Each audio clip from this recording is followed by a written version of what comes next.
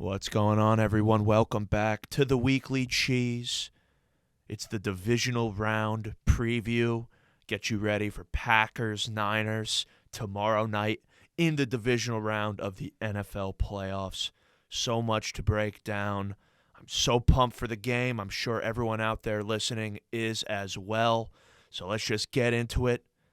You're listening to the Weekly Cheese. Super Bowl! Super Bowl! Super Bowl! Super Bowl! Super Bowl! Super Bowl! Super Bowl! Super Bowl! The Green Bay Packers! Super Bowl! What's going on, everyone? Welcome back to the Weekly Cheese. I'm your host, Joe Ivan. Here with me in his corner, as always, in the pre-game preview episodes is Chris. Chris, what's going on? Joe, feeling good after the award show last night. I hope everybody enjoyed. The Packers will be receiving their physical awards sometime here soon. So Yeah, we'll be making sure to get them out. It was a tremendous event, well received. brought so out far. all the stars last night. We Yeah. had a lot of big names roll through the studio. Yeah, some you know. surprise awards given out. I'm sure Lancaster was really shocked to get that reward of reliability. The And first ever. the first ever Cheesy Award went to Tyler Lancaster. No surprise. We are a Tyler Lancaster podcast over here. But yeah, it was just a great event to get ready for the playoffs and really just kick back and appreciate the season that was before we get into the start of this new season that is the NFL playoffs. A season filled with much more anxiety. Yes, and my stress. cuticles will be taking a hit between now and tomorrow. Oh, yeah. I am picturing my fingertips being just drenched in blood by this time the games start tomorrow. Hopefully not. I'll try to keep it under wraps because, hey, we have a lot to feel confident here Yes. going into Saturday's game against the 49ers. I don't even like saying it. Got the Niners in the playoffs.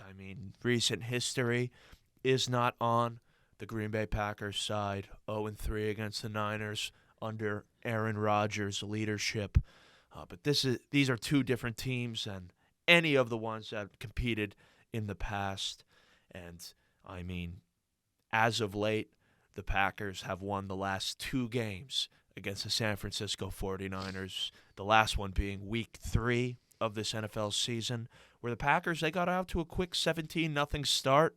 The Niners were chipping away. They got back into the game, and it ultimately came down to some Aaron Rodgers and Devontae Adams heroics there at the end. But they're at our house this time. The game's being played on the frozen tundra of Lambeau Field, and I think it's going to be a lot different and a much different atmosphere for this Niners team than they have ever had while playing the Green Bay Packers. This version of the 49ers have only ever played the Packers in San Francisco, and it'll be interesting to see how they handle the cold weather of the frozen tundra. I'm going to break down the game, give you guys the keys to victories for the Green Bay Packers, identify some matchups, and really the key X-factor player to keep an eye on for the game. But before we do that, let's just break down the final injury report. Both teams had some question marks leading up to this game this week regarding who will be healthy and available on both sides. For the Packers, there have been rumblings that they're going to get everyone back. And I'm very proud to announce that a handful of players who were on the injury report have been designated to play. They will be a go. Notable ones being Billy Turner, who's good to go and will be back out there after missing many weeks with that knee injury, and Randall Cobb, just 6 weeks or so removed from his core muscle surgery. He will be back out there, and that is a huge plus for the Green Bay Packers, who may not have Marquez Valdez-Scantling out there and ready to go on Saturday. He re-aggravated his back injury in Week 18 against the Lions. He missed practice all week, and he is listed as doubtful, so it's not looking good for MVS. So luckily, Randall Cobb will be out there, and the Packers will have 3 strong targets for Aaron Rodgers and 3 of his favorite targets ready to go. And listed as questionable for Saturday's game is David Bakhtiari and Jair Alexander. My guess would be that there's a greater chance Bakhtiari plays than Jair, strictly due to the fact that Bakhtiari did play Week 18 against the Detroit Lions. It would be great to see him out there, and I'm expecting to. And with Jair, I mean, he needs to really come back when he is fully healthy and at the lowest risk of re-injury. The injury he has is a kind of a tricky one. It's basically a sprained collarbone, and it is at extreme risk of getting re-aggravated if he is not 100% healthy. So I'm hoping he's out there, but I'm not entirely sure. In the world of questionable designation, I think Jair Alexander is leaning towards the side of doubtful, whereas David Bakhtiari will definitely be out there. And then the final 2 guys that were rumored as being ready to come back, who just have not been put on the active roster yet, are Zadarius Smith and Whitney Merciless. Both of them are coming back from pretty extreme injuries, and it'd be great to have them out there. As I said this past week on Fox Sports Radio, if Zadarius Smith and Whitney Merciless can go for the Packers, their pass rush will not have one dull moment. Over the past several weeks, basically since Week 10 and Whitney went down, the Packers' pass rush has been productive, but there are lulls in the game where they're just not getting after the opposing team's quarterback because John Garvin and Tipa Gallier just, they're doing their best out there. They're just not as dominant of players as Zadarius and Whitney or Preston and Rashawn. So when Preston and Rashawn are coming out the game, there is a little bit of a dip in production as far as the edge rushing is concerned. So having Zadarius and Whitney back would be great, even if it's just for those 15 to 20 snaps where Preston and Rashawn need to get a break. Having 2 all-pro caliber players come in as their reserves would just add another layer of danger to this Packers defensive unit. And on the 49ers side, in last week's game, Nick Bosa went down with the concussion. Ambry Thomas, he's obviously been dealing with that knee injury. And Fred Warner hurt his ankle, and he seemed to be in excruciating pain in last week's game against Dallas. But it seems like all of them should be playing. Fred Warner and Jimmy Garoppolo are both confirmed to be playing on Saturday, and Nick Bosa has been listed as questionable. The collision he was in was a pretty gnarly one, and I'm assuming his concussion is pretty bad. But with that being said, it's Nick Bosa. The guy's tough as nails, and if I had to guess, my guess would be that Nick Bosa is on the field. And if I'm Joe Barry and Matt LaFleur, I'm preparing the team for Bosa, because you're better off being over-prepared than under-prepared. So as far as I'm concerned, we should all take the mindset that Bosa will be in, and that, hey, the offensive line's going to have to come ready to get after it. But with that, let's break down the keys to victory for the Green Bay Packers. Thinking about this game, I've identified 4 keys to victory.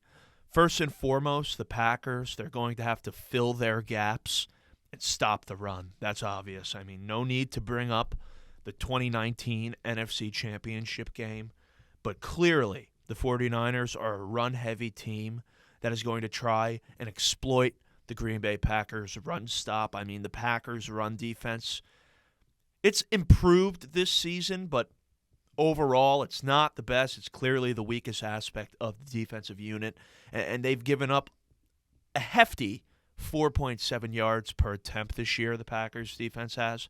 That number is a little better when you factor out QB scrambles. The Packers have only given up 4.3 yards per carry to running backs. But the first time these two teams met this season, the Packers' run defense came ready to play. They held the Niners to just 3.2 yards per carry. However, since then, the Niners have seen the emergence of Elijah Mitchell, and Kyle Shanahan has really done a good job at using Deebo Samuel as a ball carrier. In 11 games this season, Mitchell finished the year with 963 rushing yards and averaged 4.7 per carry.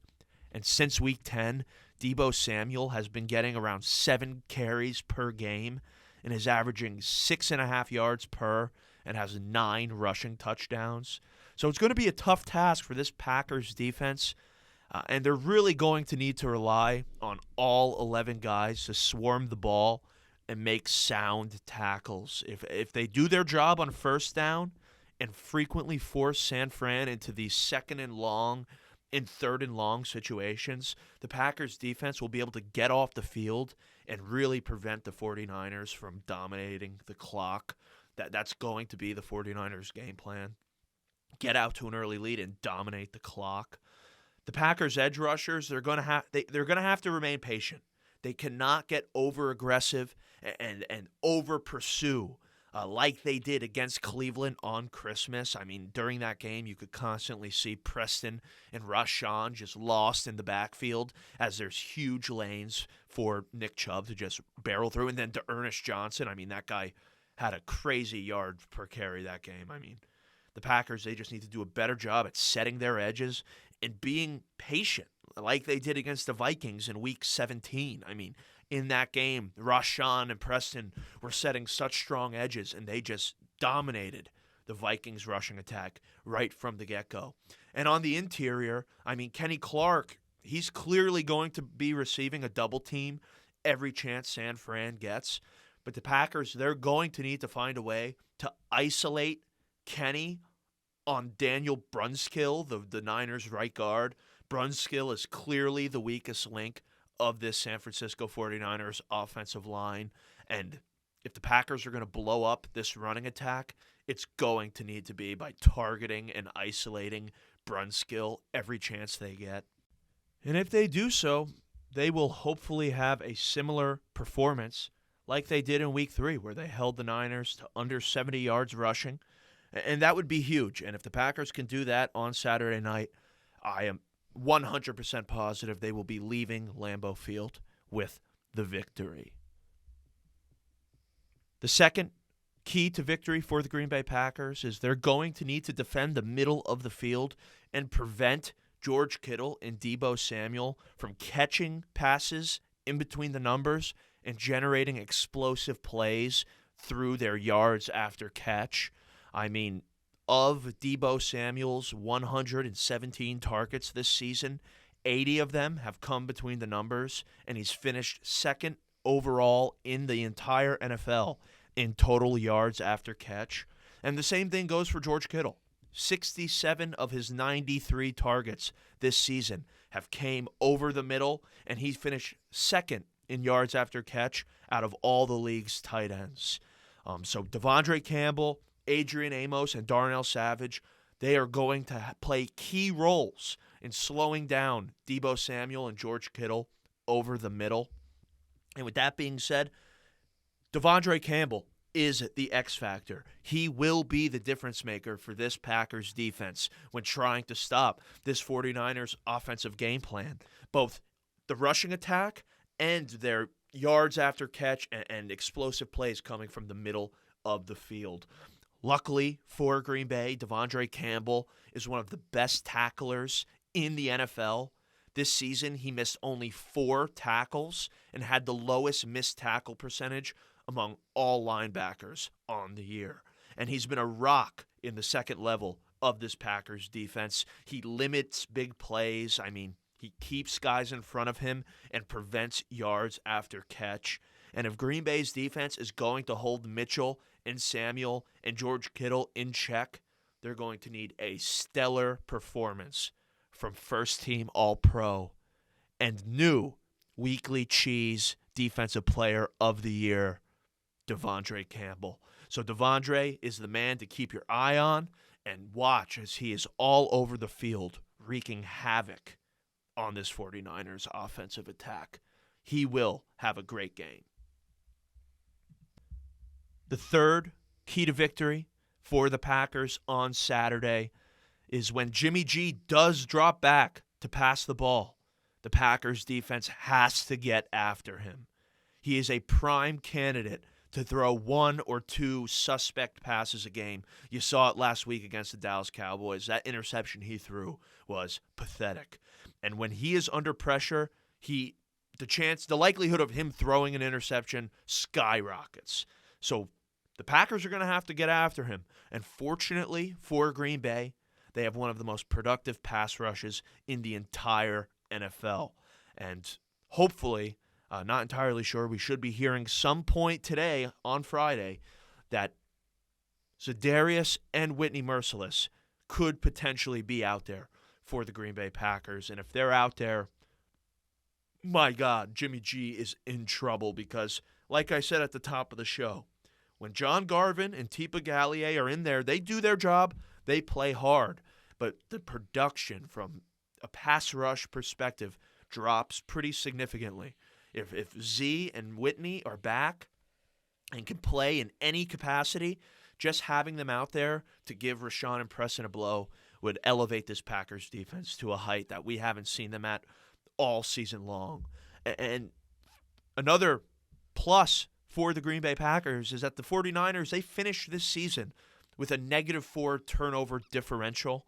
And of the team's 24 turnovers, Jimmy G is responsible for 14 of them. I mean, he had 12 picks and 2 lost fumbles on the season. So 14 of the 24 total turnovers that the 49ers have had this season have come by way of Jimmy Garoppolo. And in the first meeting, in Week 3, he was under pressure 17 of his 44 dropbacks, and he completed only 5 passes and was tallied for 3 turnover-worthy plays on the day. And in the wildcard round, he was under pressure 11 of his 26 dropbacks, and he completed only 6 passes for 38 yards and an interception. So the moral of the story is pressure Jimmy G and force him to play quarterback by suppressing the running attack on first and second down, and he's going to have a tough day. So that's what the Packers need to do. Every time he drops back to pass the ball, one of the Packers' defensive players needs to be in his lap. And if they do that, they will win the turnover differential, and they will come away with a divisional round victory over the San Francisco 49ers. And the final key to victory for the Packers Saturday night against the 49ers comes on the offensive side of the ball. The Packers defense is going to need to come ready to play if the Packers have any chance of winning this game. But on the offensive side of the ball, the Packers offensive line is going to need to come ready to get dirty in those trenches and keep Aaron Rodgers upright and in a clean pocket. The 49ers pass rush has been one of the most feared the NFL has to offer for many years now, and they could easily make this game an ugly one if the O-line does not come ready to get dirty. They need to come ready to get dirty. That's the only way I could put it. And the Packers pass protection, I mean, they've been solid all season long, despite the fact that they've been playing with backups and third-string offensive linemen all season long, since OTAs. All-pro tackle David Bakhtiari was out all year. Josh Myers, the rookie center, he missed 10 weeks with a knee injury. All-pro guard Elton Jenkins tore his ACL in Week 11, and Billy Turner has been out since early December. And fortunately for the Packers' pass protection and the offensive line this week, they will have many of those key offensive linemen back and playing. Bakhtiari will be back, Josh Myers will be back, and Billy Turner will be back. So they will be getting 3 starters back along that offensive line, including their all-pro leader, David Bakhtiari. and they couldn't get back at any sweeter of a time. And the Packers offensive line, they will play hard and they will win their matchup against this Niners defensive front with or without Nick Bosa. We saw it last week 18 against the Detroit Lions. When David Bakhtiari was on the field for those 2 drives, the Packers offense moved the ball with ease. It just looked different out there. And I'm not entirely sure who's going to be lining up on the interior of the Packers offensive line, specifically at that right guard spot. I don't know if it's going to be Lucas Patrick like week 18 at the start of the game, or if Royce Newman will pick up his duties that he's fulfilled all season long as the starting right guard.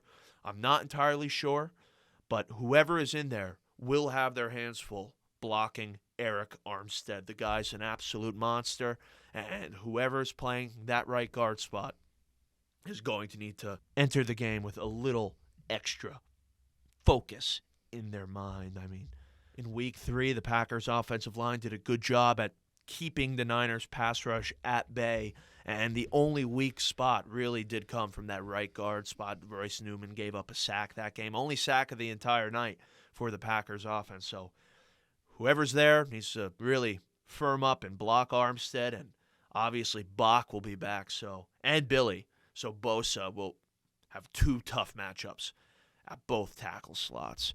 And I also expect to see Mercedes Lewis and Tyler Davis out there chipping regularly. And if all goes according to plan, ultimately Aaron Rodgers will be given a clean pocket to work with, and he will pick apart this 49ers secondary, which has been middle of the road all season. They're the 25th ranked in passer rating allowed, 14th ranked in overall coverage. And they do have a couple of weak spots when you're looking at guys like the rookie Ambry Thomas, and even safety Jaquiski Tartt has had a tough go about it this season. The 49ers secondary is the weakest aspect of their defense, and if Aaron Rodgers is given the proper time, he will pick them apart. Devontae Adams averages over 100 yards and a touchdown a game when taking on the 49ers. Alan Lazard is going to play a huge role for this Packers offense. He's had a stellar end to his season, and over the last 5 or so weeks, he has been playing at an extremely high level in every aspect of the game. Randall Cobb will be back out there, so we'll have the third down safety net and one of Aaron's all-time favorite red zone targets back out there contributing. The Packers have the best 1-2 punch in the backfield maybe in the entire NFL. And if the O-line can open up some holes, I expect both running backs to have a great day. This Packers offense will be just fine as long as the offensive line can manage this defensive front that the 49ers have. And before I give my official prediction, which I do believe is one of the most accurate predictions in Packer media every week. I really do. I'll stand by that. Before we get into that, we're going to send it over to everyone's favorite segment of the week, Chris's Corner, where Chris will give you his locks for the divisional round this weekend. So, Chris? All right. This is a short corner, but the most important corner of the year so far, obviously. A lot of these games are predicted to be close battles, and I agree, I think they will be. But in the first game, Joe, I love the Bengals to come out with the win. I don't think this is a hot take because everybody has been disrespecting the number 1 seeded Titans.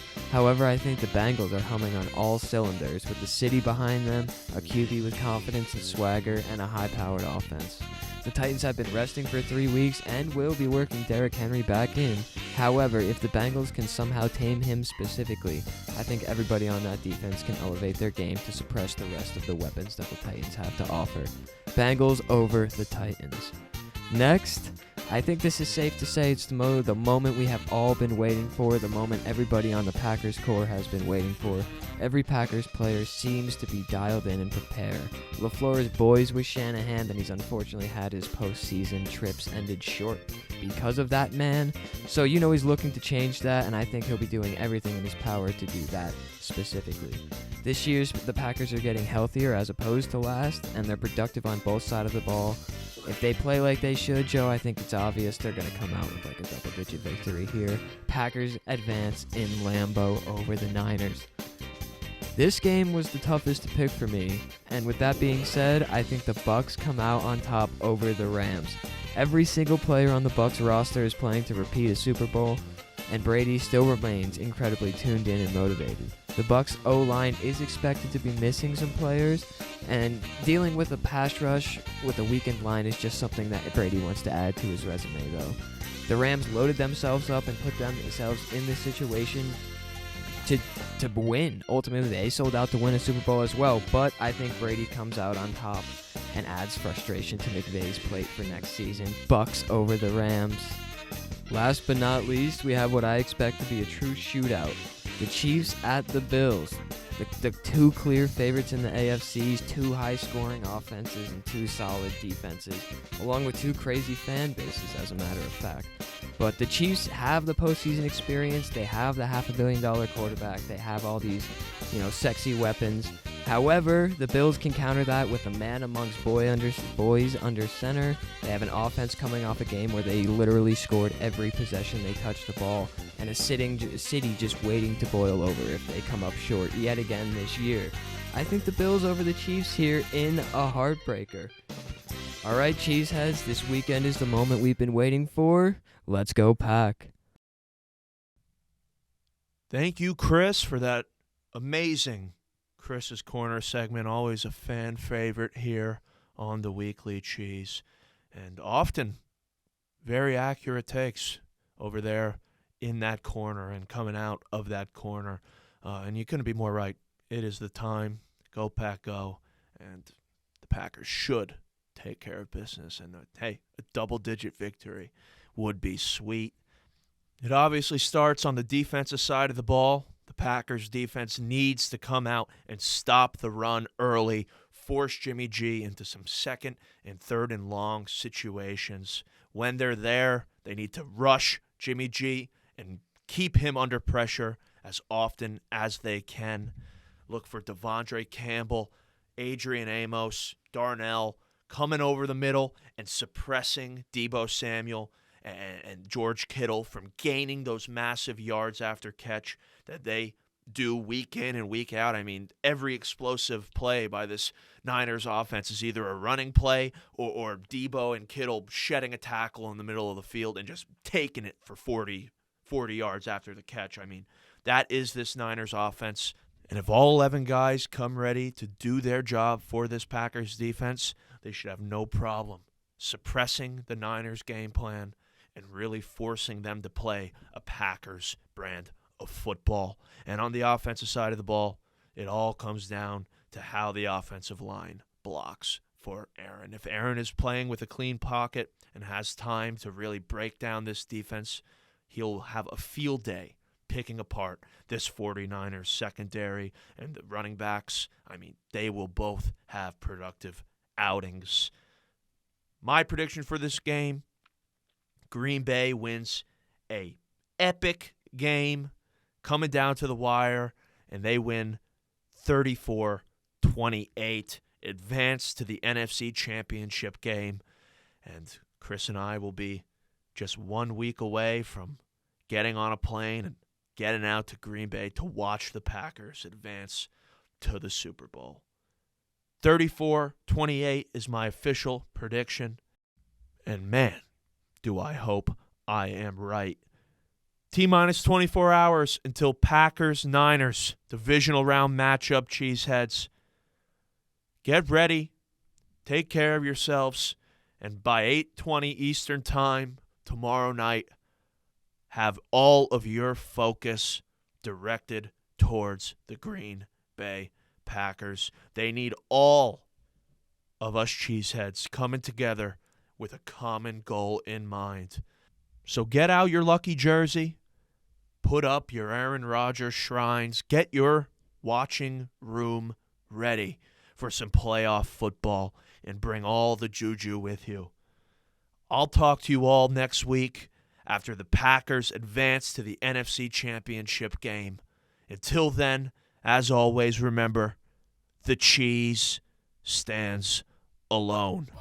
Go Pack Go, everyone. I'll talk to you next Time to week. win that Super Bowl. Time to roll. Let's win that Super Bowl. Super Bowl.